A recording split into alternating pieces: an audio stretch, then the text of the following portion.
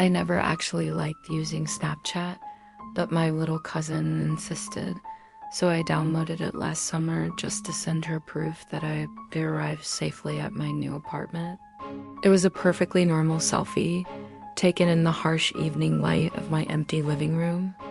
I remember clicking through the filters, the flower crown, the dog ears, and settled on a simple aesthetic one that smoothed my skin and added a little digital sparkle to my eyes.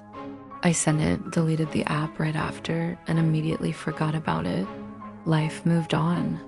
I decorated the apartment, started my new job, and a few months later, I got a new phone. I didn't think about Snapchat again until I was setting up my social media logins and saw the little ghost icon waiting for me. I logged in, curious to see what old nonsense was still there.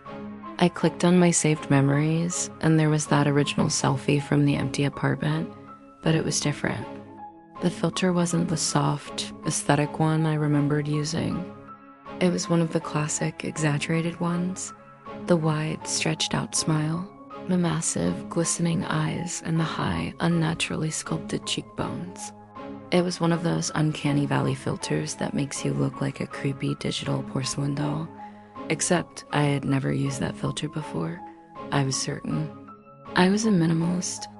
I would have never used something so over the top. I looked closer at the photo. The background, the empty shelves, and the cardboard boxes was exactly the same. But the version of me in the photo, the digital doll, was grinning wider than any human could, and the giant eyes were staring intensely, not at the camera, but subtly off to the left, toward a spot where my kitchen entrance would have been. I felt a cold wave of anxiety. I thought maybe I had accidentally saved the wrong version or that the app had malfunctioned and applied a random filter. I tried to delete the memory, but the app kept crashing. I just logged out and went to bed, trying to dismiss it as a software glitch. The second time I saw it, it was an entirely new memory. I hadn't logged back into the app, let alone taken a photo, but the notification popped up. A new memory from yesterday is ready to view. I cautiously opened the app.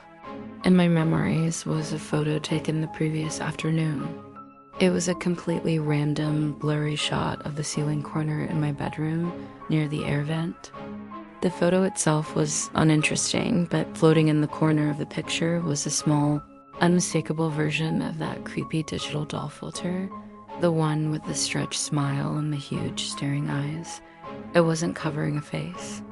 It was just there, like a watermark floating in the empty air of my own bedroom ceiling.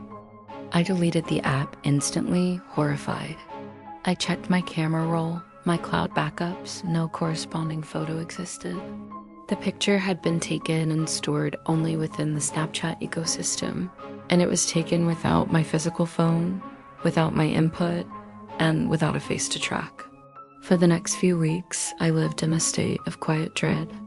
I tried to forget about it, but the memory of that filter floating near my air vent was constant.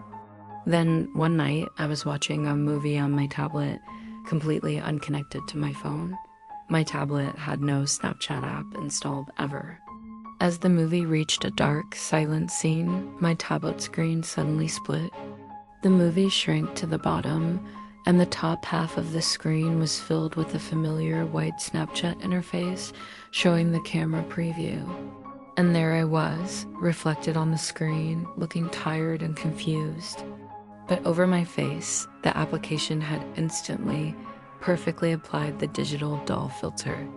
The enormous eyes, the stretched smile, the unnaturally smooth skin. And in the face in the filter, my face moved.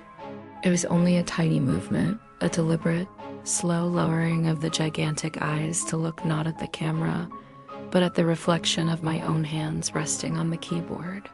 It was looking at the way my right index finger was drumming nervously against the spacebar. It was acknowledging my current anxiety, my quietest, most private gesture.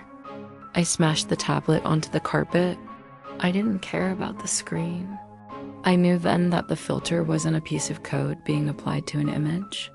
It was a tracking entity, a digital parasite that had attached itself to my face and my location and now it was using whatever camera it could find to observe me.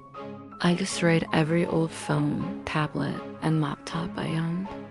I now use only desktop computers with covered webcams, but I still can. To look at any image of myself without feeling the phantom weight of that stretched smile, wondering if the original true version of me is still archived somewhere in the cloud, eternally wearing that grin, just waiting for the next camera to turn on.